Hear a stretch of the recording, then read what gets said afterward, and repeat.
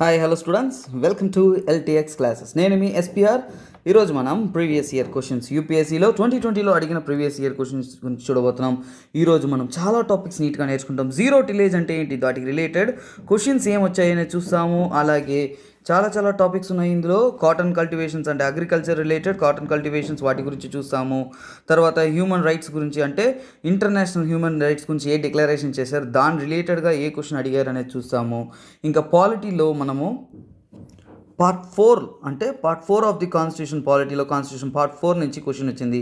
So అదేంటో చూస్తాము. ఇవన్నీ డీటెయిల్ చూసిన తర్వాత ముఖ్యమైన టాపిక్ బయోచార్ అంటే ఏంటో కూడా చూస్తాం. ఇవన్నీ కూడా ఈరోజు టాపిక్లో మనం కవర్ చేయబడే టాపిక్స్. అలాగే 5 క్వశ్చన్స్ చూస్తాం. ఆ 5 క్వశ్చన్స్ నుంచి టాపిక్స్ అనేది డీప్ లెర్నింగ్ అనేది మనం కొనసాగిస్తాము. అలాగే మన ఛానల్లో ఏముంది, ఎల్టీఎక్స్ క్లాసెస్లో మనకి యూపీఎస్సీ ఇన్ఫినిటీ కోర్స్ అనేది ఆఫ్లైన్ ప్రొవైడ్ చేస్తున్నాము.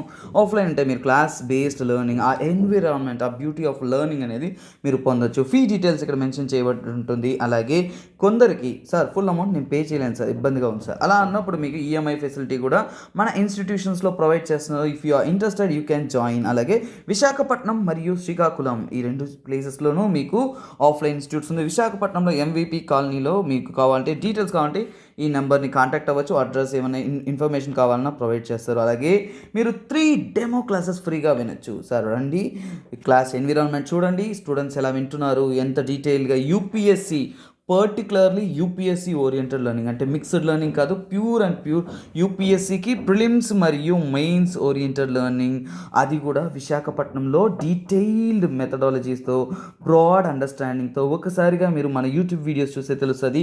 ఎడిటోరియల్ అనాలిసిస్, అలాగే హిందూ పేపర్ అనాలిసిస్ అన్నీ కూడా ఎంత డీటెయిల్గా ప్రొవైడ్ చేస్తాం. ఫర్ ఎగ్జాంపుల్ ఇప్పుడు నేను చెప్పే ఈ క్వశ్చన్స్ని కూడా చూడండి. ఒక క్వశ్చన్ బేస్డ్ అప్రోచ్ అనేది ఎలా క్రియేట్ చేస్తున్నాం, full fledged learning and training అనేది ఇక్కడ ప్రొవైడ్ చేస్తున్నాము. అలాగే మీరు 3 days గాను వచ్చి చూడొచ్చు క్లాసెస్ ఎలా ఉన్నాయి. ఇక సురేష్ సార్ ఉంటారు, మీకు ఏమైనా ఇన్ఫర్మేషన్ కావాలన్నా చెప్తారు. So you can consult with staff and students. మీరు వచ్చి చూసి డిసైడ్ అయ్యి టీచింగ్ ప్యాటర్న్ తెలుసుకొని తరువాత మీరు జాయిన్ అవ్వచ్చు.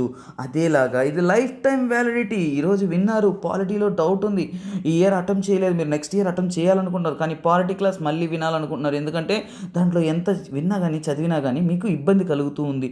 అలాంటప్పుడు మీకు ఫీజిబిలిటీ కోసం ఒక్కసారి పే చేస్తే చాలు, మీరు లైఫ్ టైం నెక్స్ట్ ఇయర్లో కూడా ఏదో ఒక టాపిక్, ఏదో ఒక సబ్జెక్ట్లో డౌట్ వచ్చినా కానీ మళ్ళీ మీరు క్లాసెస్ అటెండ్ అయ్యేదానికి మీకు ఛాన్సెస్ ఉంటుంది. సో అలాగే గైడెన్స్ అనేది కూడా ప్రిలిమ్స్, మెయిన్స్ అన్ని గైడెన్స్ కూడా మీకు డీటెయిల్డ్గా ప్రొవైడ్ చేస్తూ ఉంటారు. సో ఒక క్లాస్ బేస్డ్ ఎన్విరాన్మెంట్ ఏదైనా కానీ మనకి పర్ఫెక్ట్ గైడెన్స్ ఉంటేనే ముందుకు వెళ్ళగలం. అలాంటి పర్ఫెక్ట్ గైడెన్స్తో, మెంటర్షిప్స్తో క్వాలిటేటివ్ లెర్నింగ్ అనేది ఇక్కడ ప్రొవైడ్ చేస్తూ ఉన్నాం.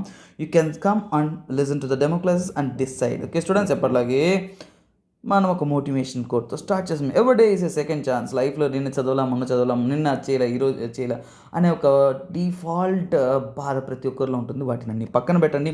ప్రతిరోజు కొత్తగా మీకు సెకండ్ ఛాన్స్ ఇస్తూనే ఉంటుంది. Don't waste this moment. ఓకేనా, ఈరోజు ఉన్న మూమెంట్ని వేస్ట్ చేసుకోవద్దు. Use it to the optimum. Okay students, let's get into the question. Okay, what is the advantage or advantages of zero tillage in agriculture? చూడండి, first and foremost zero tillage. ఇక్కడ క్వశ్చన్లోనే సగం సమాధానం ఉంది.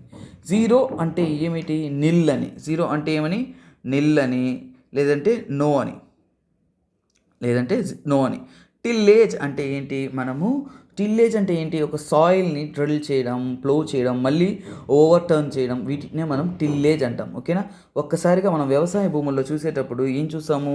పంట వేయడానికి ముందు ఏం చేస్తారు? బాగా దున్నుతారు, మళ్ళీ రోలర్స్ పెట్టి రొటేట్ చేస్తారు, డ్రిల్లింగ్ చేస్తారు. ఇవన్నీ చేసి శాండ్ని చాలా సాఫ్ట్గా చేసి చాలా డ్రైగా చేసేస్తారు. ఓకేనా, సో దాన్నే అలా చేయడాన్ని మనం టిల్లేజ్ అంటాము. జీరో టిల్లేజ్ అంటే ఆ పని చేయరు, దట్ ఈస్ జీరో టిల్లేజ్. ఓకేనా, సో జీరో టిల్లేజ్ వల్ల ఉపయోగాలు ఏంటనేది ఇక్కడ ప్రశ్న. ఓకేనా, ఈ క్వశ్చన్ ఒకటి 2020లో వచ్చింది కదా.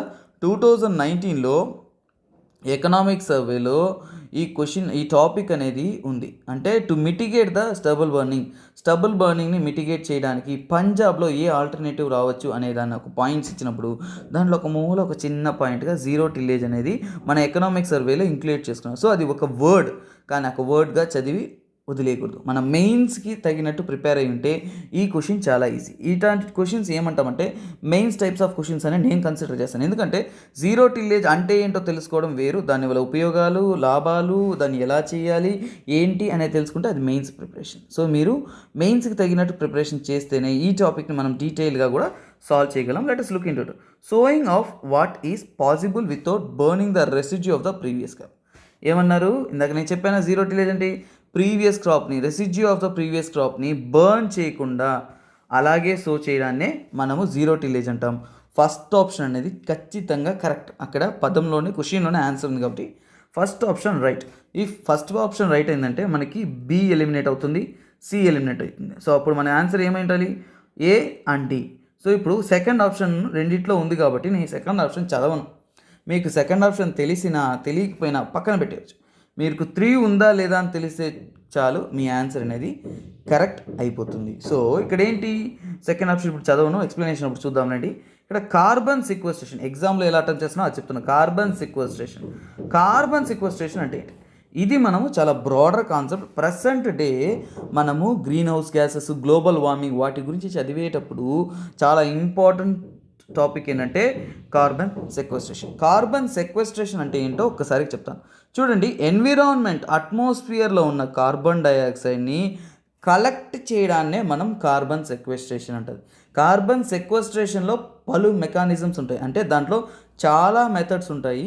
కానీ ఇలా జీరో టిల్లేజ్ అంటే ఏంటి, ఇలా ఒక భూమి ఉంది, ఆ భూమిని బాగా దున్ని బాగా డ్రిల్ చేసి అన్ని రొటేట్ చేసామనుకోండి, ఉన్న అన్ని అంటే మట్టితో కలిసిన కార్బన్ డైఆక్సైడ్ చూడండి, దీని ఇమేజ్ రూపంలో ఎక్స్ప్లెయిన్ చేస్తాను నేను, నెక్స్ట్ స్లైడ్లో ఉంది. సో ఇప్పుడు ఆన్సర్ చేస్తాము. 3 అనేది కరెక్ట్ అండి. ఎందుకని ఆ కార్బన్ డైఆక్సైడ్ జీరో టిల్లేజ్ అంటే అక్కడున్న చెట్లు అవన్నీ కూడా అలాగే పడి ఉంటాయి నేల మీద.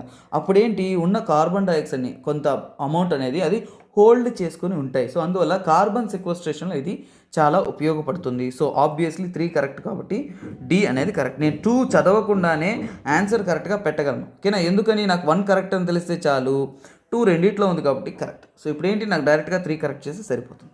ఓకేనా? సో ఇప్పుడు మనము నీట్గా ఇంకో విషయానికి వస్తాం. ఓకేనా? Without the need of nursery of rice sapling direct planting of seeds is in the wet soil is possible.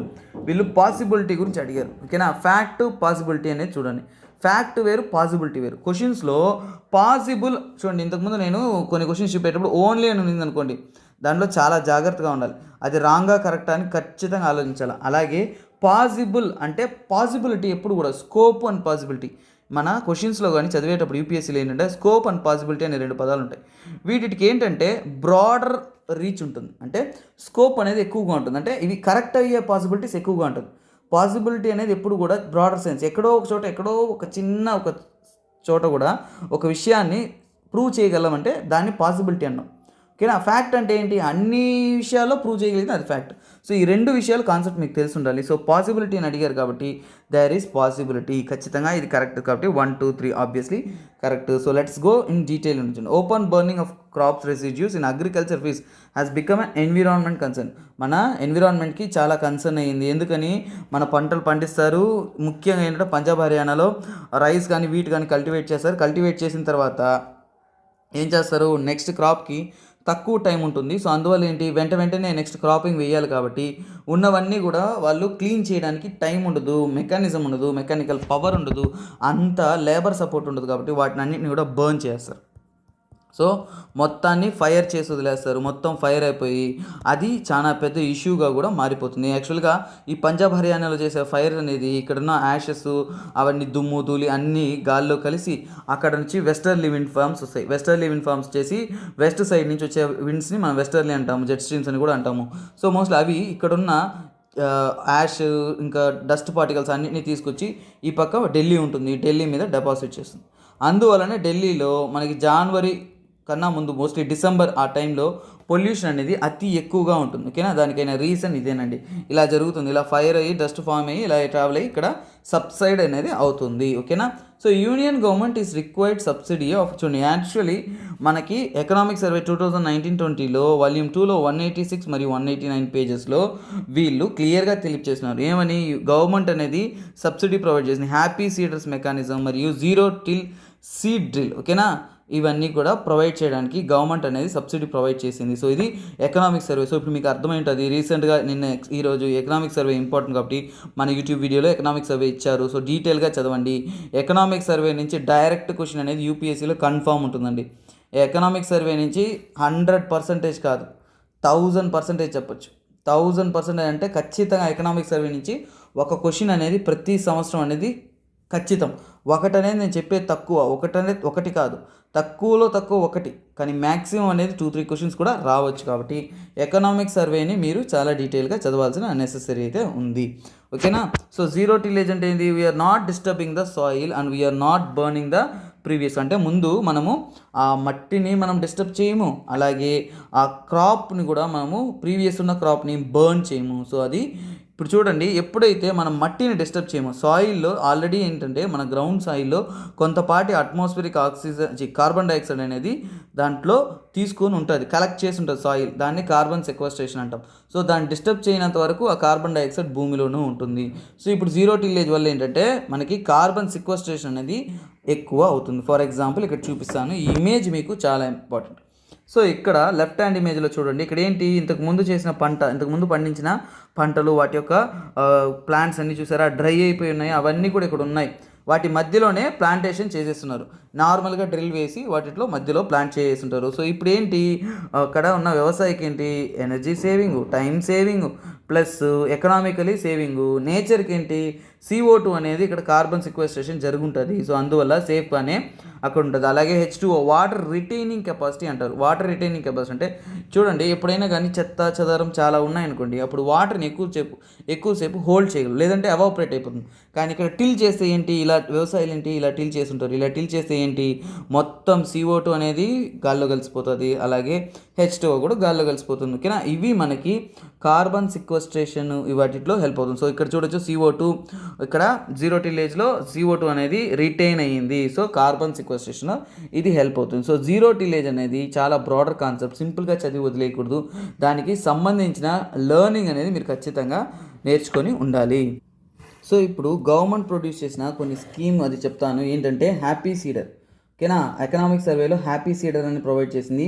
అంటే హ్యాపీ సీడర్ అంటే యాక్చువల్గా వాళ్ళు ప్రొవైడ్ చేసింది ఏంటంటే చూడండి, వితౌట్ బర్నింగ్, అంటే ఇంతకుముందున్న ప్రీవియస్ క్రాప్ని బర్న్ చేయకుండా సీడింగ్ చేయడం. ఓకేనా.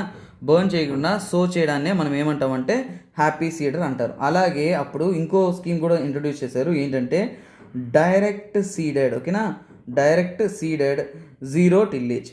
ఓకేనా. Direct seeded zero tillage. యాక్చువల్గా ఇంతకుముందు హ్యాపీ సీడర్ వచ్చేసి దేనికంటే వీట్కి ప్రొవైడ్ చేశారు, కానీ డిఫరెంట్ టైప్స్ ఆఫ్ క్రాప్స్ కూడా యూజ్ చేయొచ్చు, కానీ మేజర్లీ వీట్కి. కాకపోతే DSR అంటారు. ఇదేంటి, డైరెక్ట్ సీడ్ జీరో టిల్లేజ్ అంటారు. ఇది దేనికంటే మోస్ట్లీ ఫార్ రైసింగ్. అంటే ఏంటి, రైస్కి, అంటే రైస్ క్రాప్ని యాక్చువల్గా మనకి ఎప్పుడన్నా నారు నాటే చూసారా. సో ఫస్ట్ నర్సరీస్లో నారు తీసుకొస్తారు. ఆ నారు తీసుకొచ్చేసి ల్యాండ్ని టిల్ చేసి రెడీ చేసి తర్వాత ఆ నారుని మనము ప్యాడీ ఫీల్డ్లో నాటుతాము, తర్వాత కల్టివేట్ చేస్తాము. దాన్నే మనం రైస్ కల్టివేషన్ అంటాం. అలా కాకుండా ఆల్టర్నేటివ్ మెకానిజం గవర్నమెంట్ ప్రొవైడ్ చేసింది డైరెక్ట్ సీడెడ్ జీరో టిలేజ్. ఇందులో ఏంటంటే మనం డైరెక్ట్గా డ్రిల్ చేసి రైస్ సీడ్స్ని మనం ప్లాంట్ చేస్తాము. ఇది ప్లాన్గా ఇంప్లిమెంట్ చేస్తున్నారు. It is not a wide స్ప్రెడ్గా ఇండియాలో చేసేది కాదు, కానీ కొన్ని ప్రదేశాల్లో చేయమని, చేస్తే మంచిదని గవర్నమెంట్ అనేది సపోర్ట్ చేస్తూ ఉంది. ఓకేనా. సో అలాగే ఇంకోటి చూద్దాము. టిల్లేజ్ అంటే చెప్పేసాము, జీరో టిల్లేజ్ అంటే చూసేసాము. సో మ్యాక్సిమం అనేది ఈ టాపిక్ రిలేటెడ్ అనేది మనం నేర్చుకున్నాము. ఓకేనా. దీనివల్ల మనకి ఇంకోటి జీరో టిల్లేజ్ వల్ల యూసెస్ ఏంటో తెలుసుకుందాం. ఓకేనా. దీనివల్ల మెయిన్ థింగ్ ఏంటంటే చూడండి, కాస్ట్ ఆఫ్ కల్టివేషన్ రిడ్యూస్ అవుతుంది. కాస్ట్ రిడ్యూస్ అవుతుందా, అలాగే సాయిల్ ఎరోషన్ తగ్గుతుందా. ఎందుకని, ఆల్రెడీ దాంట్లో మనకి వేస్ట్ ప్లాంట్స్ అవన్నీ కూడా అలాగే ఉన్నాయి కాబట్టి సాయిల్ ఎరోషన్ కూడా చాలా వరకు తగ్గుతుంది. ఇంకా క్రాప్ డ్యూరేషన్ అనేది తగ్గుతుంది. క్రాప్ డ్యూరేషన్ అంటే ఏంటి, మనము త్వరగా ఇంకో క్రాప్ అనేది వేసేయవచ్చు, అక్కడ టైం సేవ్ అవుతుంది. నెక్స్ట్ థింగ్ అంటే ఆల్రెడీ ప్లాంట్ వేస్ట్ ఉంది కాబట్టి న్యూట్రిషన్ అది ఎక్కువ దొరుకుతుంది కాబట్టి ప్లాంట్స్కి చాలా చాలా చాలా హెల్ప్ అవుతుంది. నెక్స్ట్ ఇరిగేషన్ అంటే వాటర్ మనము రిటైనింగ్ కెపాసిటీ ఎక్కువ ఉందంటే వాటర్ మన ఇరిగేషన్లో కూడా చాలా వరకు హెల్ప్ అవుతుంది. సో ఇంకా ఇవన్నీ కూడా మనకి ఒక జస్ట్ జీరో టిల్లేజ్ వల్ల uses benefits. So exam point of వ్యూలో మాత్రం కాదు, ఎన్విరాన్మెంట్ పాయింట్ ఆఫ్ వ్యూలో, అగ్రికల్చర్ పాయింట్ ఆఫ్ వ్యూలో ఈ టాపిక్ అనేది చాలా ఇంపార్టెంట్. మీరు క్లియర్గా నేర్చుకోండి. అలాగే మనం ప్రిపేర్ అయ్యేటప్పుడు ఏదైనా న్యూ టాపిక్ వచ్చిందంటే ఖచ్చితంగా ఎగ్జామ్కి ఖచ్చితంగా అడుగుతారు. ఎన్విరాన్మెంట్ రిలేటెడ్ అలాగే అగ్రికల్చర్ రిలేటెడ్ ఉందంటే ఖచ్చితంగా అడుగుతారు. కాబట్టి you must be extra careful while preparing those topics. So డీటెయిల్గా ఖచ్చితంగా చదవాల్సిన నెసెసిటీ ఉంది. ఇక్కడ ఒక స్టేట్మెంట్ ఇచ్చారు, ఇంతకుముందు చూపించాను. స్టేట్మెంట్ బేస్డ్ క్వశ్చన్ ఈ మధ్య కాలంలో ట్రెండింగ్గా ఉన్నాయి. అవి ఏంటో చూద్దాము. సో ఏంటంటే ఒక పారా ఇచ్చున్నారు. ఏంటి? The crop is sub tropical in nature. అంటే సబ్ ట్రాపికల్ అంటే ఏంటి? మోస్ట్లీ ట్రాపికల్ జోన్స్లోనే ఉంటుంది. ఓకేనా. తర్వాత ఏంటి అంటే మరీ టెంపరేట్లో గ్రో కాదని. ఓకేనా. కూల్ క్లైమేట్ అంతగా గ్రో కాదని. A hard frost is injurious to it. అంటే ఈ క్రాప్లో ఫ్రోస్ట్ అనేది డేంజరస్. సో ఫ్రోస్ట్ ఉంటే ఆ క్రాప్ అసలు గ్రో కాదన్నారు. It requires at least 210 frost free days. ఒకటి గుర్తుపెట్టుకోండి, మీ క్వశ్చన్లో ఇదే మీ hint. Frost free days, hard frost అనేది డేంజరస్ అనేది అది మెయిన్ ఏ క్రాప్ యొక్క క్వాలిటీ అంటే కాటన్. ఖచ్చితంగా ఎవరన్నా చెప్పొచ్చు ఫ్రాస్ట్ ఫ్రీ డేస్ గురించి చెప్పారంటే అది కాటన్. సో ఇప్పుడు ఏం చేయాలి మనము? ఇది తెలియాలంటే ఖచ్చితంగా మీరు కాటను అగ్రికల్చర్ అంటే కాటన్ యొక్క కల్టివేషన్ చేసేటప్పుడు ఎలాంటి ఫేవరబుల్ కండిషన్స్ ఉంటే కాటన్ కల్టివేషన్ చేయొచ్చు. జూట్కి ఎలాంటి ఫేవరబుల్ కండిషన్స్ ఉండాలి, షుగర్ కేన్కి ఎలాంటి ఫేవరబుల్ కండిషన్స్ ఉండాలి, టీకి ఎలా ఫేవరబుల్ కండిషన్స్ ఉండాలి, ఇవన్నీ కూడా మీరు ఖచ్చితంగా తెలిసి ఉండాలి. ఇక్కడ ఏం చెప్పారు? 50 to 100 సెంటీమీటర్స్ ఆఫ్ రెయిన్ఫాల్ అనేది ఖచ్చితంగా వాటి గ్రోత్కి నెసెసరీ అన్నారు. అలాగే light and well drained soil capable of retaining moisture. చూడండి, light and well drained soil ఎప్పుడైనా కానీ రిటైనింగ్ మాయిశ్చర్ రిటైనింగ్ కెపాసిటీ ఉండే సాయిల్ ఏమంటాం మనము? బ్లాక్ సాయిల్ అంటాం. ఓకేనా. అన్నిటికన్నా ఎక్కువ మాయిశ్చర్ రిటైనింగ్ కెపాసిటీ దేనికి ఉంటుందంటే ఒక రకంగా మనకి బ్లాక్ సాయిల్లోనే కెపాసిటీ ఉంటుంది. కాబట్టి బ్లాక్ సాయిల్లోనే ఎక్కువగా కాటన్ కల్టివేషన్ కూడా మనము చేస్తాము. సో ఇవన్నీ కూడా ఈ పారాలో ఇచ్చిన క్లూస్.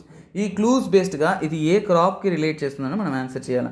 చాలా బ్యూటిఫుల్ థింగ్. బట్ మనకి కొన్ని టాపిక్స్ దీంట్లో రిలేటెడ్ అయినవి తెలిసుంటే తప్ప ఇలాంటి ఆన్సర్ని మనం క్రాక్ చేయలేము. ఓకేనా.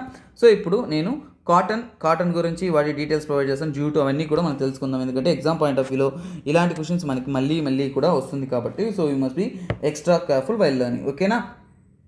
చూడండి, కాటన్ ఒక సాయిల్లోనే గ్రో అవుతుందంటే లేదు, డిఫరెంట్ టైప్స్ ఆఫ్ సాయిల్స్లో గ్రో అవుతుంది. కాకపోతే వాటర్ రిటైనింగ్ కెపాసిటీ ఎక్కువ ఉంటేనే అది ఇంకా బెనిఫిట్గా గ్రో అవుతుంది. ఓకేనా. ఎలాంటి సాయిల్? Deep fertile. ఆ సాయిల్ ఫెర్టైల్గా ఉండాలి. అలాగే ఇంకా చెప్పాలంటే హ్యూమస్ కంటెంట్ ఉండాలి. హ్యూమస్ కంటెంట్ అంటే తెలుసు కదా మనకి, వేస్ట్ అని వాటి యొక్క వాటర్ హోల్డింగ్ కెపాసిటీ అనేది దానివల్ల పెరుగుతుంది. అలాగే ఇంకా వాటర్ హోల్డింగ్ కెపాసిటీ కూడా ఎక్కువగా ఉండాలి. ఇవన్నీ ఏంటి? For the favourable conditions for the growth of cotton గ్రోత్కి ఫేవరబుల్ కండిషన్స్ ఇవి. అలాగే దీని యొక్క యాక్చువల్గా ఫ్రాస్ట్ ఫ్రీ డేస్ 180 నుంచి 210 అప్రాక్సిమేట్లీ, కానీ మోస్ట్లీ 210 అనేది తీసుకోవచ్చు. 200-210 అనేది ఫ్రాస్ట్ ఫ్రీ డేస్ ఉండాలి. ఫ్రాస్ట్ ఫ్రీ డేస్ అంటే మంచు కానీ చలిగా ఎక్కువగా స్నోఫాల్ కానీ ఇలాంటివి ఏవి కూడా ఉండకూడదు. సో దాన్నే ఫ్రాస్ట్ ఫ్రీ డేస్ అని అంటారు. ఓకేనా. సో ఇప్పుడు అలాంటి క్లైమేట్ జోన్స్లో కాటన్ అనేది అసలు కల్టివేట్ కాదండి. It creates an issue. ఓకేనా. సో అలాగే టెంపరేచర్ చూద్దాం. కాటన్ కల్టివేషన్స్కి టెంపరేచర్ ఎంత రిక్వైర్మెంట్ ఉంటుంది? 20 to 30 డిగ్రీస్ మధ్యలో ఉంటుంది. సో మోస్ట్లీ 25-26 డిగ్రీస్ అంటే మోస్ట్ ఫేవరబుల్ కండిషన్స్. ఒకవేళ లెస్ దెన్ 18 డిగ్రీ సెల్సియస్ కానీ ఉందంటే ఆ కాటన్ అనేది అసలు జెర్మినేట్ కాదండి. ఓకేనా. అందుకే చలి ప్రదేశాల్లో వాళ్ళు కాటన్ ఎక్కువ కల్టివేట్ చేయరు. బ్రిటిష్ కూడా ఇండియన్ టెక్స్టైల్ ఇండస్ట్రీ రా మెటీరియల్స్ అనేది తీసుకెళ్లేటప్పుడు కూడా మోస్ట్లీ కాటన్ అనేది ఇండియాలోనే ప్రొడ్యూస్ చేస్తుంది. కాబట్టి వరల్డ్ వైడ్ ఇండియన్ కాటన్కే డిమాండ్ ఎక్కువ. ఓకేనా. సో ఈ కండిషన్స్ ఫేవరబుల్గా ఉంటేనే ఆ కాటన్ అనేది ఉంటుంది. For example cotton ripening season ఒకసారిగా చెప్తాను. కాటన్ అనేది మోస్ట్లీ అక్టోబర్ సీజన్లో, ఓకే చూడండి, అక్టోబర్ సీజన్లో టెంపరేచర్ 26 డిగ్రీస్లో ఉన్నప్పుడు ఆ కాటన్ బాల్స్ అంటే చూసారా అవి బాగా రైప్ అన్నాయి, పగుళ్ళు ఏర్పడి ఒక కాటన్ అనేది ప్రొడ్యూస్ చేస్తుందండి. మోస్ట్లీ ఆ టైంలో సన్నీ స్కైస్ ఉంటాయి. ఓకేనా. సన్నీ స్కైస్ ఉంటాయంటే మోస్ట్లీ అక్కడ అనేది మనకి రెయిన్ఫాల్ అనేది ఉండకుండా ఉండాలి. మోస్ట్లీ అక్టోబర్ ఎండ్కి నవంబర్కి మనకి ఇండియా తీసుకున్నాం అనుకోండి, ఇండియాలో ఈస్టర్న్ కోస్ట్లోనే రెయిన్ఫాల్ ఉంటుంది నార్త్ ఈస్టర్న్ మాన్సూన్ వల్ల. అప్పటికంతా కూడా సౌత్ వెస్టర్న్ మాన్సూన్ అనేది ఎండ్ అయిపోయి ఉంటుంది. అందుకే మహారాష్ట్ర ఈ డెక్కన్ ప్లాట్ ఉంటుంది చూసారా, ఈ రీజియన్స్లో ఎక్కువగా అనేది కాటన్ కల్టివేట్ చేస్తారు. అక్టోబర్ టైంలో అక్కడ మంచిగా సన్నీ డేస్ ఉంటుంది. ఓకేనా. సో ఇవి మనకి తెలుసుకోవాల్సింది. రెయిన్ఫాల్ విషయం మనం ఆల్రెడీ చూసాం. ఓకే, రెయిన్ఫాల్ చూడలేదు కదా, లెట్స్ సీ ఇట్. రెయిన్ఫాల్ విషయానికి వచ్చి అంటే 50 to 100 సెంటీమీటర్స్ అనేది average rainfall that is required for the cotton cultivation. Cotton కల్టివేషన్స్కి కావాల్సిన రెయిన్ఫాల్ అనేది అదేనండి. ఓకేనా. సో ఇంకోటి కాటన్ కల్టివేషన్ గురించి తెలుసుకోవాల్సింది ఏంటంటే, కాటన్ ఏంటంటే ఆ కాటన్ పంట వేసిన తర్వాత స్టార్టింగ్ స్టేజ్లో కొద్దిగా రెయిన్ఫాల్ రిక్వైర్డ్ అండి. స్టార్టింగ్లో రెయిన్ఫాల్ కొద్దిగా ఉంటేనే అది త్వరగా గ్రో అవుతుంది. కానీ అది కొద్దిగా స్టేజ్ తర్వాత గ్రో అయిన తర్వాత మోస్ట్లీ ఏంటంటే ఫ్లవరింగ్ స్టేజ్ ఆ స్టేజ్కి వచ్చినప్పుడు మనకేంటంటే సన్నీ అండ్ డ్రైగా ఉండాలి. అంటే మోస్ట్లీ ఎండ కొడుతూ అలాగే పొడి పొడిగా వెదర్ అనేది ఉండాల్సిన నెసెసిటీ అనేది దానికి అలాంటి కండిషన్స్ ఉంటేనే అది గ్రో అవుతుంది. ఓకేనా. ఇప్పుడు జూట్ గురించి చూస్తాను. ఓకేనా, కలర్ మార్చుకుందాము. సో ఇక్కడ జూట్. సో ఇప్పుడు జూట్ అంటే ఏంటి? సో మనము నార్మల్గా పురికోసు ఇలా యూజ్ చేస్తాను చూసారా, వాటినే జూట్ బ్యాగ్స్, జూట్ థ్రెడ్స్ అనేవి కూడా మనము నార్మల్గా యూజ్ చేసేది. ఈ మధ్య కాలంలో జూట్ గురించి మీరు చదవండి. ఎందుకంటే జూట్ ఇండస్ట్రీ ఇండియాలో ఒకప్పుడు భూమిలో ఉండేది. ఇప్పుడు జూట్ ఇండస్ట్రీ అనేది ర్యాపిడ్ ఫాల్ అయింది. ఎందుకంటే ప్లాస్టిక్ బ్యాగ్స్ యూసేజ్ వల్ల. అంతకుముందు చేసారా ఎప్పుడన్నా కానీ మనము రైస్ వెరైటీస్ అవన్నీ చూసామంటే గన్నీ బ్యాగ్స్లో వేస్తారు. ఆ గన్నీ బ్యాగ్స్ అన్నీ కూడా జూట్ ద్వారా చేసింది. కానీ ఇప్పుడంతా కూడా ప్లాస్టిక్ బ్యాగ్స్కి మారిపోయింది. అందువల్ల జూట్ ఇండస్ట్రీ విపరీతంగా పడిపోయింది. అలాగే జూట్ ఇండస్ట్రీ నమ్ముకున్న కార్మికులు కానీ వ్యాపారులు కానీ చాలామంది చాలా చోట్ల సఫర్ అయ్యారు. సో జూట్ మోస్ట్లీ ఎక్కడంటే చూడండి, బెంగాల్ ఆ రీజియన్స్లో, ఇంకా చెప్పాలంటే అలువియల్ సాయిల్, ఫ్లడ్ ప్లెయిన్స్ అలాంటి చోట ఎక్కువగా కల్టివేట్ చేస్తారు. ఓకేనా. సో ఇక్కడ చూద్దాము జూట్కి కావాల్సిన రిక్వైర్మెంట్స్ ఏంటంటే వామ్ అండ్ వెట్ క్లైమేట్, అంటే కొద్దిగా వేడిగాను ఉండాలి అలాగే తడిగాను క్లైమేట్ ఉండాలి. సో ఇలాంటి ఒక సిచ్యువేషన్స్లోనే అది గ్రో అవుతుంది. టెంపరేచర్ వచ్చేసి దానికి రిక్వైర్డ్ వచ్చేసి 25 degrees టెంపరేచర్ అనేది రిక్వైర్డ్. అలాగే హ్యూమిడిటీ అంటారు, వాటర్ కెపాసిటీ ఇన్ ఎయిర్ అది. సో ఇదేంటి హ్యూమిడిటీ అనేది, ఓకే సపరేట్ వద్దాం. హ్యూమిడిటీ వచ్చేసి మనకి 70% నుంచి 90% అనేది ఉండాల్సిన నెసెసిటీ. ఇంకా ఇది కండిషన్స్ దేనికి, జూట్ కల్టివేషన్కి ఫేవరబుల్గా. వర్షపాతం అనేది జూట్ కల్టివేషన్స్ కావాలంటే మనకు 160 నుంచి 200 సెంటీమీటర్స్ రెయిన్ఫాల్ అనేది ఉంటే అది చాలా ఫేవరబుల్గా ఉంటుంది. ఓకేనా. సో ఏంటి, మోస్ట్లీ రెయినీ కండిషన్స్ ఎక్కువగా ఉన్నప్పుడే వాళ్ళు ఎక్కువగా సోయింగ్ ఇవన్నీ కూడా స్టార్ట్ చేస్తారు. ఇవన్నీ కూడా ఎక్కువగా నేనేం చెప్పాను అంటే ఫ్లడ్ ప్లెయిన్స్ అవన్నీ చెప్పాను అంటే రివర్ బేసిన్స్లోనే ఎక్కువగా కల్టివేట్ చేస్తారు. అంటే నది ఒడ్డున, నది పక్కనే ఎక్కువగా జూట్ కల్టివేషన్ చేస్తారు. అలాగే సాయిల్ కూడా ఎలా ఉంటుందంటే లోమీ సాయిల్ ఉంటేనే చాలా హెల్ప్ అవుతుంది. లోమీ అంటే కొద్దిగా తడిగా అలా ఉన్న సాయిల్నే మనం లోమీ సాయిల్ అంటాం. అలాగే ఇవన్నీ గ్రో చేసేటప్పుడు హిల్లీ టెరైన్ అలా చూస్ చేసుకోరు. జూట్ ఎప్పుడు కూడా ఫ్లాట్ సర్ఫేస్, దాన్ని ఏమంటాము ప్లెయిన్స్ అంటాము, లేదంటే జెంటిల్ స్లోప్స్ ఉంటే అలాంటి రీజియన్స్లో, ఇంకా చెప్పాలంటే లో ల్యాండ్స్ అంటారు.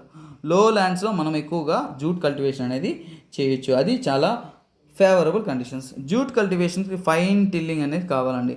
అంటే చాలా సాఫ్ట్ టిల్గా చేసిన తర్వాత జూట్ కల్టివేషన్ అనేది వాళ్ళు చేస్తారు. సో నెక్స్ట్ పాయింట్ ఏంటి మనం చూడాల్సింది, sugar cane, tea. Sugar cane గురించి కొన్ని పాయింట్స్ చెప్తాను, తర్వాత టీ గురించి కొన్ని పాయింట్స్ చెప్తాను. I'm now remaining this topic. So ఇక్కడ చూద్దాం. So let us take sugar cane cultivate చేసి అంటే for example one of the commercial cultivation వచ్చి షుగర్ కేన్ అండి.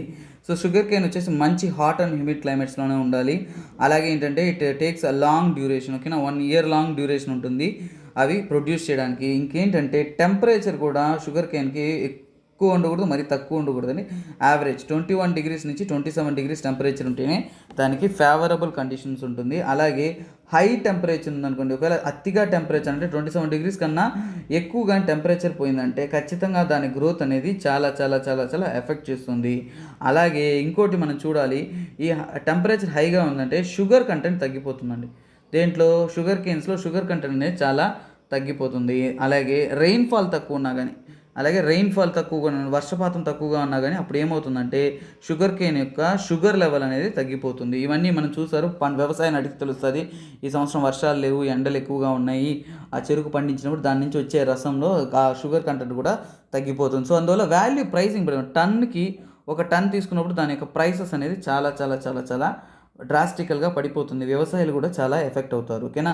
నెక్స్ట్ చూద్దాము. కానీ రైపనింగ్ అంటే షుగర్ కట్టింగ్ స్టేజ్కి వచ్చేటప్పుడు టెంపరేచర్ కూల్గా ఉంటేనే ఫేవరబుల్గా ఉంటుంది. అందుకే మోస్ట్ ప్రాబబ్లీ మనకి వింటర్ సీజన్కి ముందు లేదంటే వింటర్ సీజన్ దగ్గర కాలంలోనే షుగర్ కేన్ కట్టింగ్స్ అనేది చేస్తారు. దీనికి రెయిన్ఫాల్ ఎంత ఉండాలి అంటే ఎప్పుడు కూడా 100 నుంచి 200 సెంటీమీటర్స్ రెయిన్ఫాల్ అనేది ఖచ్చితంగా ఉండాలి. షుగర్ కేన్కి యావరేజ్ తీసుకున్నట్టే 150 సెంటీమీటర్స్ రెయిన్ఫాల్ అనేది షుగర్ కేన్ కల్టివేషన్స్కి మోస్ట్ ఫేవరబుల్ కండిషన్స్. ఓకేనా. అలాగే షుగర్ క్యాన్ గురించి, వర్షాలు తక్కువ ఉంటే షుగర్ తగ్గిపోతుంది అన్నా, అదేలాగా వర్షాలు ఎక్కువ కూడా కాకూడదు. ఓకేనా. షుగర్ క్యాన్కి ఏంటంటే టెంపరేచర్ ఎక్కువ ఉండకూడదు, రెయిన్ఫాల్ అతిగా ఉండకూడదు, అందుకని తక్కువ ఉండకూడదు. It should be medium level ఉంటేనే అది చాలా బాగా ఉంటుంది. సో అలాగే షుగర్ కేన్ అనేది ఆల్ టైప్స్ ఆఫ్ సాయిల్స్లో గ్రో అవుతుందండి. ఫర్ ఎగ్జాంపుల్ ఎలా అంటే బ్లాక్ సాయిల్ కానీ, అలువియల్ సాయిల్ కానీ, ఇంకా తీసుకున్నామంటే లోమీ సాయిల్స్ అంటాము. లోమీ సాయిల్స్ అన్నిట్లో కూడా గ్రోత్ అవుతుంది. కాకపోతే ఏంటంటే వెల్ డ్రైన్డ్గా ఉండాలంటే మంచి నీటి పారుదల అనేది దానికి ఉండాలి. అలాగే ఫర్టైల్ సాయిల్ అయి కూడా ఉండాలి. ఓకేనా. సో అలాంటి సిచ్యువేషన్స్లోనే మనకి గ్రోత్ ఆఫ్ షుగర్ కేన్ అనేది మోస్ట్ ఫేవరబుల్గా ఉంటుంది. నెక్స్ట్ మనం మిగిలిపోయింది ఏంటి, టీ. రోజు చల్లగా హ్యాపీగా వేడికి మనం ఇంకా టీ తాగే అలవాట్లు ఉన్నాయి చాలామంది కూడా. సమ్మర్ ఉన్నా కానీ టీ అనేది ఒక హ్యాబిట్ అయిపోయింది. కానీ టీ కల్టివేషన్స్కి ఏం కావాలంటే మనకి mostly wet and humid climate అంటారు. ఓకేనా, వెట్ అండ్ హ్యూమిడ్ క్లైమేట్ అంటాము. So it mostly favourables the tea cultivations. అలాగే వెట్ అండ్ హ్యూమిడ్తో పాటు రెయిన్ఫాల్ బాగుండాలండి. రెయిన్ఫాల్ చాలా బాగుండాలి. అలాగే టెంపరేచర్ విషయానికి వచ్చామంటే 21 డిగ్రీస్ నుంచి 29 డిగ్రీస్ సెల్సియస్ వరకు ఉండాలి. రెయిన్ఫాల్ తీసుకున్నామంటే 150 నుంచి 200 సెంటీమీటర్స్ రెయిన్ఫాల్ ఉంటే most favouring for the tea కల్టివేషన్స్కి. ఇంకా టీ గురించి చూసామంటే టీ ఎస్టేట్స్ అవన్నీ ఎక్కడ ఉంటాం, మోస్ట్లీ హిల్లీ టెరైన్స్లో ఉన్నాం.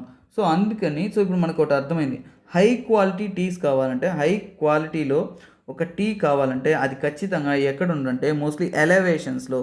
ఏ ఎలివేషన్స్లో, అందుకని 3000 మీటర్స్ ఎత్తులో మనం పోయి కల్టివేట్ చేసే టీ వస్తుంది, అది యాపిల్ ప్రొడ్యూస్ చేస్తాం, టీ కాదు అక్కడ. సో టీ కల్టివేషన్స్కి మోస్ట్ ఫేవరబుల్ ఎలివేషన్స్ ఏంటంటే 1500 మీటర్స్. సో ఇది తెలుసుకోండి, ఇంపార్టెంట్ అవుతుంది. ఎందుకంటే టీ హై క్వాలిటీ టీ కానీ ఆ టీ కల్టివేషన్స్కి, టీ ఎస్టేట్స్కి మోస్ట్ ఫేవరబుల్ హైట్స్ ఏంటంటే 1500 మీటర్స్ హైట్లో ఉన్నప్పుడు టీ కల్టివేషన్ అనేది చాలా ఫేవరబుల్గా, చాలా స్ట్రాంగ్గా కూడా గ్రో అవుతుంది.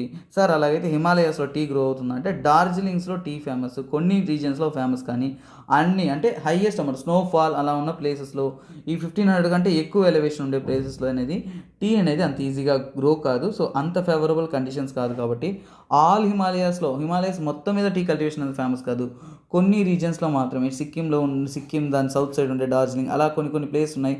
ఇంకా చెప్పాలంటే భూటాన్లో టీ కల్టివేషన్ ఫేమస్. సో ఇవన్నీ కూడా మనకి తెలుసుకోవాల్సిన ఫ్యాక్చువల్ విషయాలు. ఓకేనా. నెక్స్ట్ క్వశ్చన్లోకి ఇప్పుడు వెళ్దాం. What is the use of biochar అంటారు, లేదా బయోచార్ అంటాం ఇన్ ఫార్మింగ్ విషయంలో బయోకార్ అంటే దాని యొక్క ఉపయోగాలు ఏంటి? Biochar can be used as a part of growing medium in vertical farming. So ఇప్పుడు మనకి వెర్టికల్ ఫార్మింగ్ అంటే తెలియాలి, బయోకార్ అంటే తెలియాలి. సో అది దాంట్లో ఉపయోగపడుతుందో లేదో తెలియాలి. సో ఫస్ట్ తెలుసుకోండి బయోకార్ అంటే ఏంటో ఒక ఓవర్వ్యూ చెప్తాను.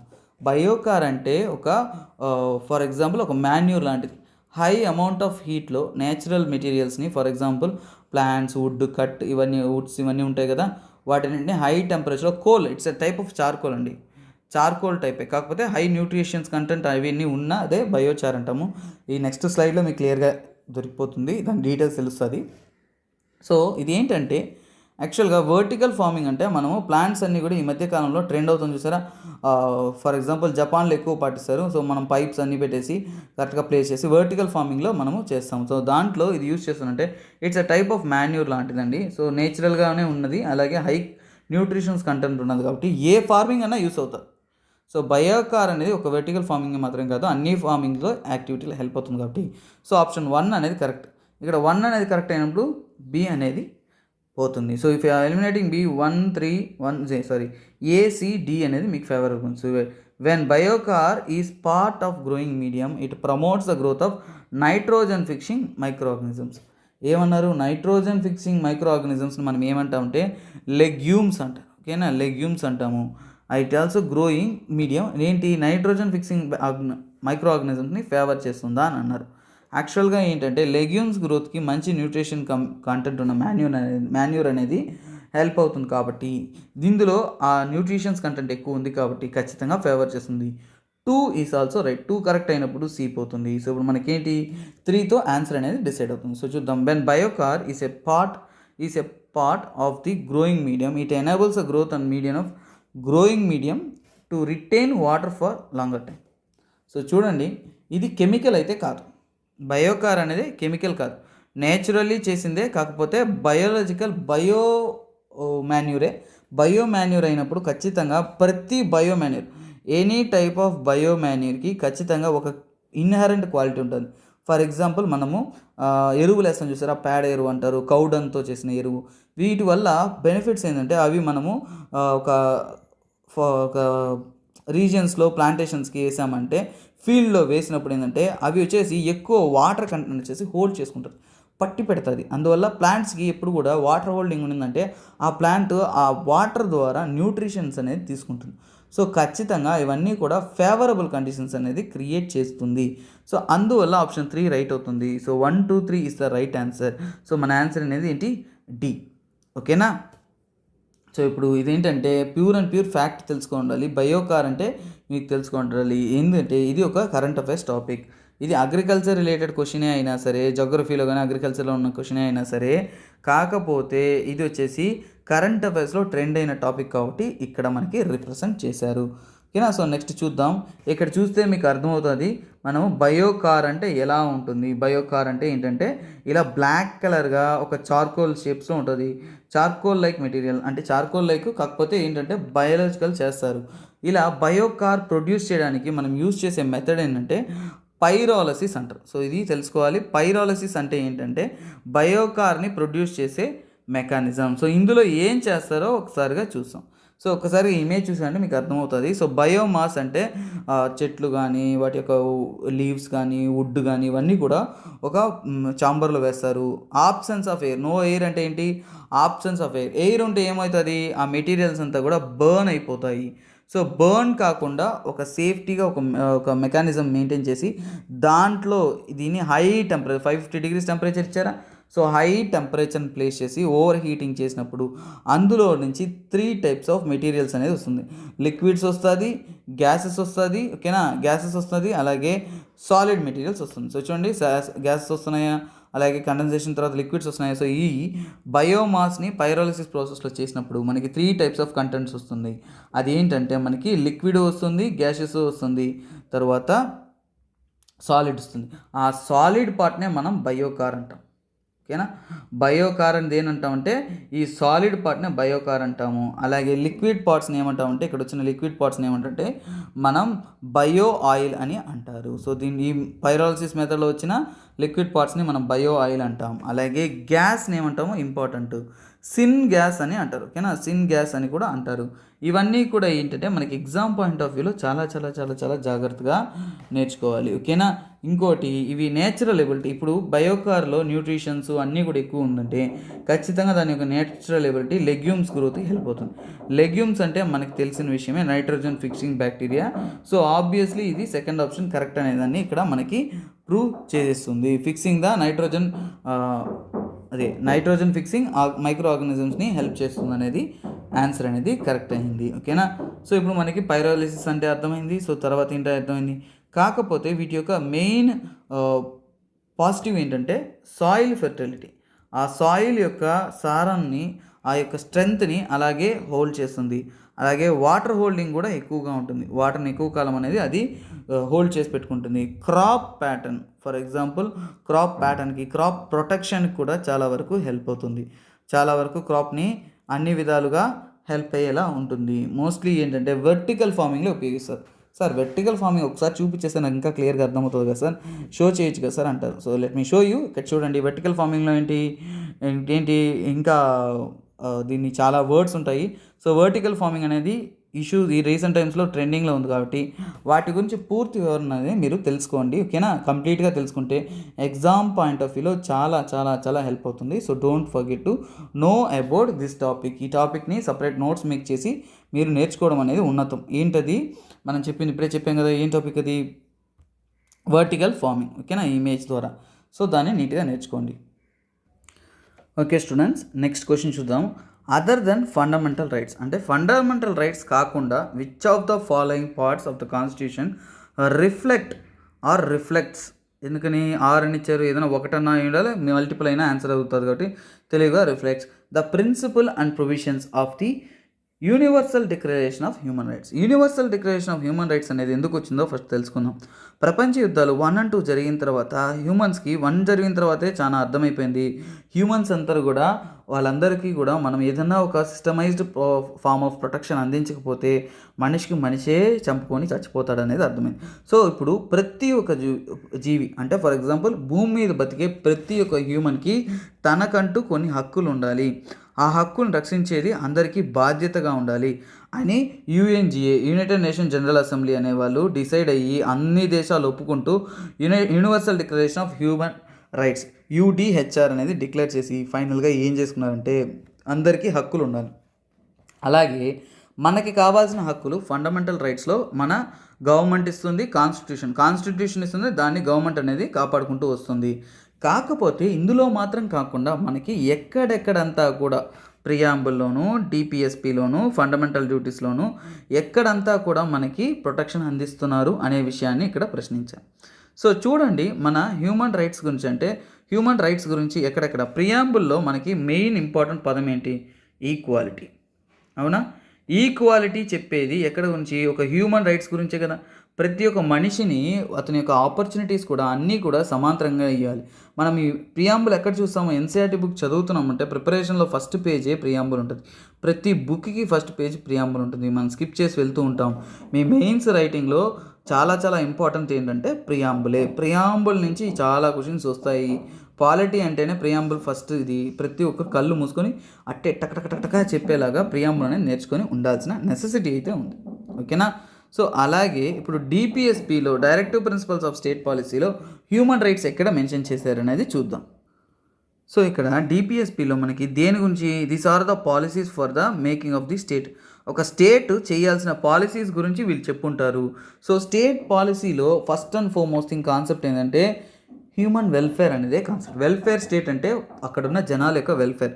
దాంట్లో ఇంకా పర్టికులర్గా చెప్పాలంటే ఆర్టికల్ 41లో ఏం చెప్తారు మనకి? అక్కడ క్లియర్గా చెప్పుంటారు, రైట్ టు వర్క్. అంటే వర్క్ అనేది ఒక ఇండివిజువల్ హ్యూమన్ యొక్క హక్కు, రైట్ టు వర్క్ అనేది. అలాగే ఇంకా చాలా విషయాలు చెప్పుంటారు మనకి. ఒక వర్క్కి ఆపర్చునిటీస్, ఒక ఎంప్లాయీస్ అనేవాళ్ళు వర్క్ చేసేవాళ్ళు మేనేజ్మెంట్లో కూడా ఇన్వాల్వ్ అవ్వచ్చు అనే కండిషన్స్ ఇచ్చింటారు. సో ఇలాగా చాలా విషయాలు డిపిఎస్పిలో కూడా హ్యూమన్ రైట్స్ని రిలేట్ చేస్తూ ప్రొవైడ్ చేస్తారు కాబట్టి so this is also right option. So fundamental duties అంటేనే ఒకటి తెలుసుకోవాలా, ఇప్పుడు హ్యూమన్ రైట్స్ గురించి చెప్పేటప్పుడు ఒక విషయం తెలుసుకోండి. హ్యూమన్ రైట్స్ గురించి చెప్పారంటే హ్యూమన్ రైట్స్ని ఎవరు కాపాడాలి? ప్రతి హ్యూమనే కాపాడాలి.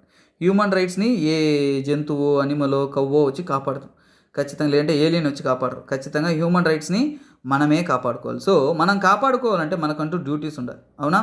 సో ఈ ఫండమెంటల్ డ్యూటీస్ అనేది మనకి 42nd కాన్స్టిట్యూషన్ అమెండ్మెంట్ యాక్ట్ ద్వారా ఇంక్లూడ్ అయినా సరే మనకి తెలుసుకోవాల్సిన చాలా ఇంపార్టెంట్ థింగ్ ఏంటంటే ఈ ఫండమెంటల్ డ్యూటీస్ మనకి ఏం చెప్తుందంటే ప్రతి హ్యూమన్ కూడా తను ఏమేం చేయాలి అనేది. అలా చేసేటప్పుడు మనం ఏం చేసినా కానీ పక్కన వాళ్ళని హర్ట్ చేయకుండా చేయాలి. So you must not offend other person and do for it. So fundamental duties అనే కాన్సెప్టే అంటే Universal declaration of human Rights UDHR నుంచే తీసుకున్నారు కాబట్టి సో అందువల్ల దీంట్లో కూడా హ్యూమన్ రైట్స్ గురించి ఇక్కడ యూనివర్సల్ డిక్లరేషన్ ఆఫ్ హ్యూమన్ రైట్స్లో చెప్పిన దాంట్లోనే ఉన్నది.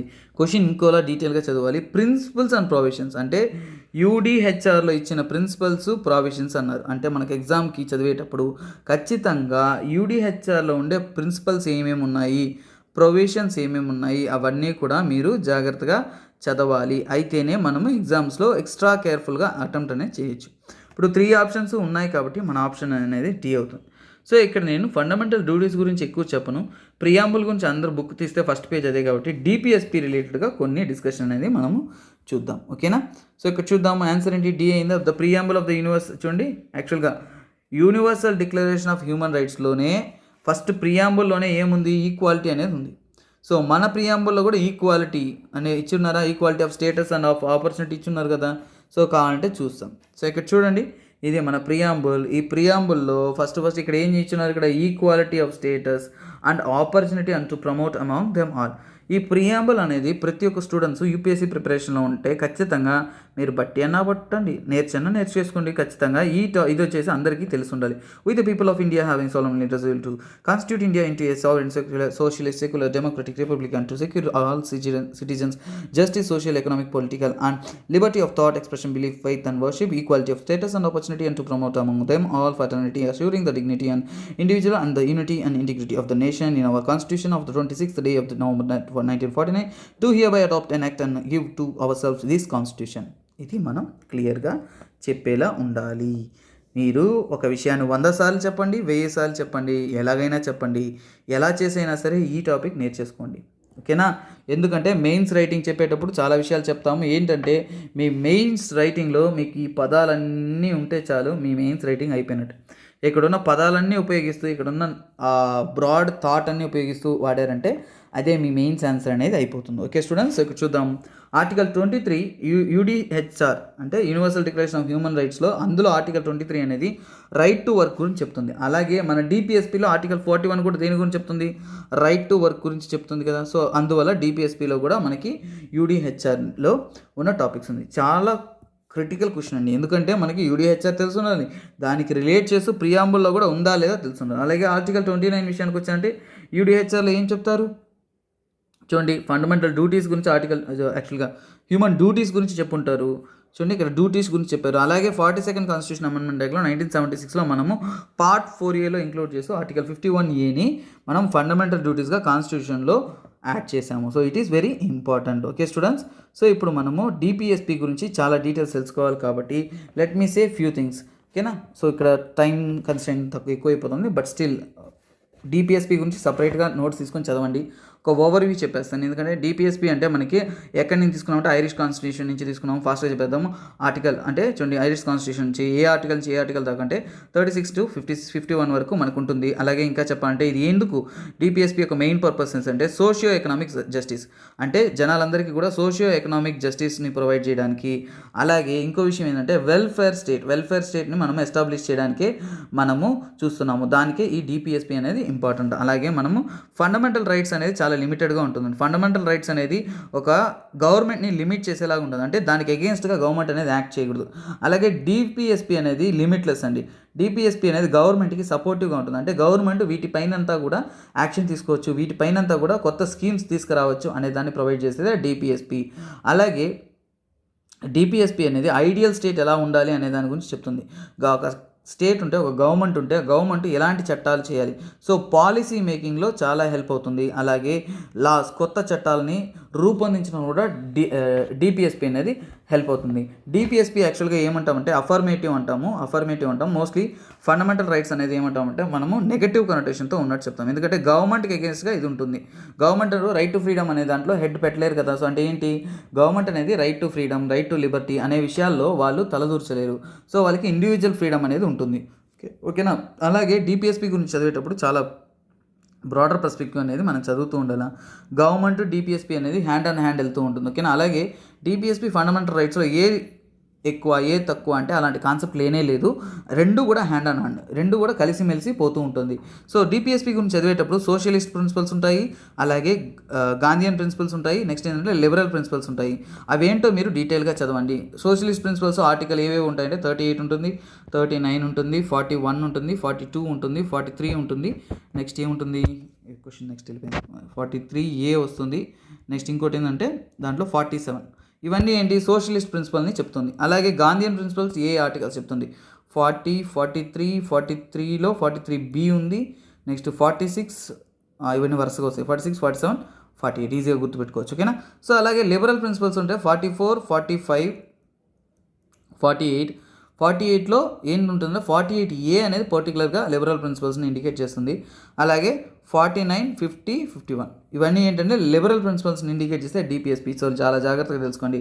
అమెండ్మెంట్స్ డిపిఎస్పి ప్రిపేర్ అయ్యేటప్పుడు అమెండ్మెంట్స్ ఏదో ప్రిపేర్ అవ్వండి. నెక్స్ట్ ఏదైనా మన క్వశ్చన్లో కమ్ అక్రాస్ అయినప్పుడు నేను డీటెయిలింగ్ చేస్తాను, ఎందుకంటే ఇంకో క్వశ్చన్ కూడా ఎక్స్ప్లెయిన్ చేయాలి కాబట్టి క్లాస్ డిలే అయిపోతుంది. సో ఇప్పుడు చూద్దాము డిపిఎస్పి అమెండ్మెంట్స్ గురించి చదవండి. ఏ అమెండ్మెంట్స్, మోస్ట్లీ 42nd అమెండ్మెంట్, తర్వాత 44th అమెండ్మెంట్, 86th, ఈ 3 అమెండ్మెంట్స్లో డిపిఎస్పిలో చాలా చేంజెస్ చేస్తారు, అవి తెలుసుకోండి.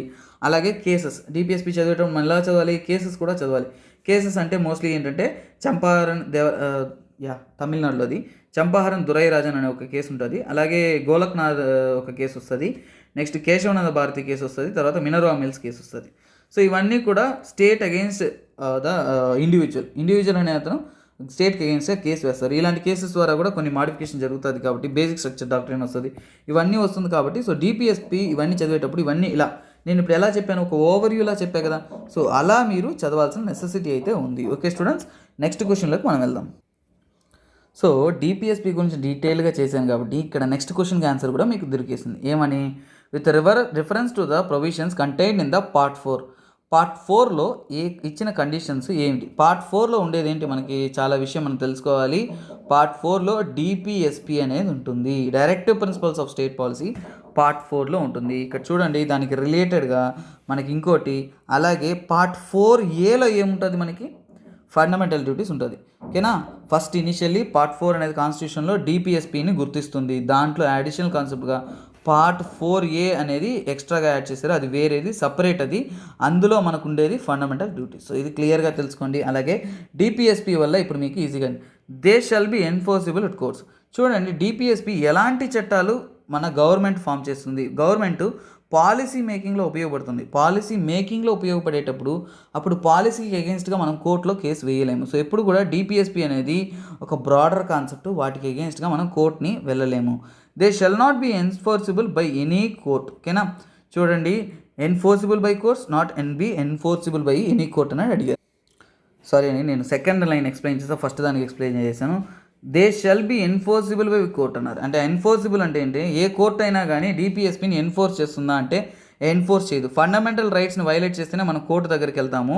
అలాగే DPSP directive principles of state పాలసీని వైలేట్ చేస్తే ఏ స్టేట్కి అగెన్స్ట్ కూడా మనం ప్రశ్నించాం. అవనేది ఏంటి, డిపిఎస్పి అనేది యాక్చువల్గా ఏంటి, గైడ్ లైన్స్ అండి. ఓకేనా, గైడ్ లైన్స్ ఇచ్చారు. So not enforceable by court అంటే ఏ కోర్టు కూడా ఇక్కడ ఏంటి, they shall not be enforceable, A court కూడా వాటికి అగెన్స్ట్గా వచ్చేసి ఏ యాక్ట్ అనేది తీసుకోదు.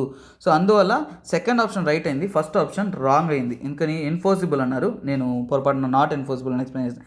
సెకండ్ పాయింట్ ఫస్ట్ ఎక్స్ప్లెయిన్ చేస్తాను, నో ఇష్యూస్. సో ఇప్పుడు మీకు అర్థమైంటుంది, ఏ కోర్టు కూడా ఫండమెంటల్ రైట్స్కి అగెన్స్ట్గా కేసు తీసుకుంటుందే కానీ డిపిఎస్పికి అగెన్స్ట్గా కేసు తీసుకోదు. ఎందుకని, డిపిఎస్పి అనేది గైడ్ లైన్స్. ఓకే, గవర్నమెంట్ ఇలాంటి స్కీమ్స్ చేయాలి, ఇటువంటి పనులు చేయాలి, దీన్ని చేయడం వల్ల ఇలాంటి money, so socialist principle, Gandhian principles అనే ప్రిన్సిపల్స్ని ఇస్తుంది. ఓకేనా, సో అలాంటి ఒక చేస్తే గవర్నమెంట్ బాగుంటుంది. ఫర్ ఎగ్జాంపుల్ రీసెంట్ డేస్లో మనకు చూసామంటే ఎడ్యుకేషనల్ రిఫార్మ్స్, ల్యాండ్ రిఫార్మ్స్, ఇంకా మార్కెట్ రిఫార్మ్స్, ఇంకా ఎంప్లాయ్మెంట్ రిఫార్మ్స్, ఇలాంటి రిఫార్మ్స్ అన్నీ ఎవరు చేస్తారు, గవర్నమెంట్ చేస్తుంది. సో ఇవన్నీ ఏంటి, స్టెప్ బై స్టెప్గానే చేస్తుంది. డిపిఎస్పి అనేది కొన్ని ప్రిన్సిపల్స్ ఇస్తుంది. ఐడియల్ స్టేట్ ఒక రోజులో ఫామ్ కాదు, ఒక స్టేటు ఒక ఐడియల్ స్టేట్గా ఏ రోజు వెంటనే ఫామ్ కాదు. సో అందువల్ల ఇట్ టేక్స్ టైం, అందువల్ల వాటికి అగెన్స్ట్గా కోర్ట్ అనేది తీసుకోదు. కాబట్టి ఫస్ట్ ఆప్షన్ రాంగ్.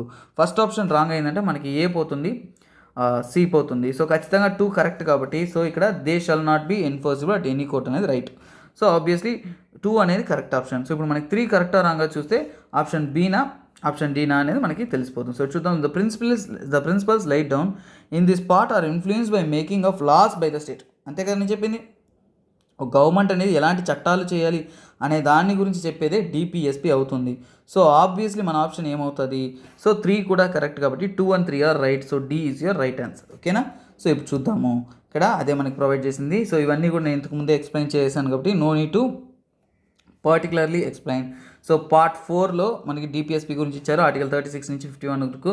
ఆర్టికల్ 37లో ఏం చెప్తారు, పార్ట్ 4లో ఏమని, a shall not be enforceable at any court. ఓకేనా, ఏ కోర్టులో కూడా మనము ఈ డిపిఎస్పిని తీసుకెళ్ళి కేసు వేయలేము. For example right to liberty article 21 violate చేశారంటే మనం డైరెక్ట్గా కూడా సుప్రీంకోర్టు వరకు పోవచ్చు, కానీ డిపిఎస్పి వైలేషన్కి కేసు వేయలేము. సో ఇవి చేసి డైరెక్ట్ ఫ్యాక్ట్స్. ఒకసారిగా మీరు పాలిటీ చదివేటప్పుడు దీన్ని వివరంగా చదవండి, it helps you a lot. Thanks for watching LTX classes. This is me, SP Rajan, signing off. Have a nice day. We'll meet you together in a next class of previous year questions. Bye, take care, have a nice day.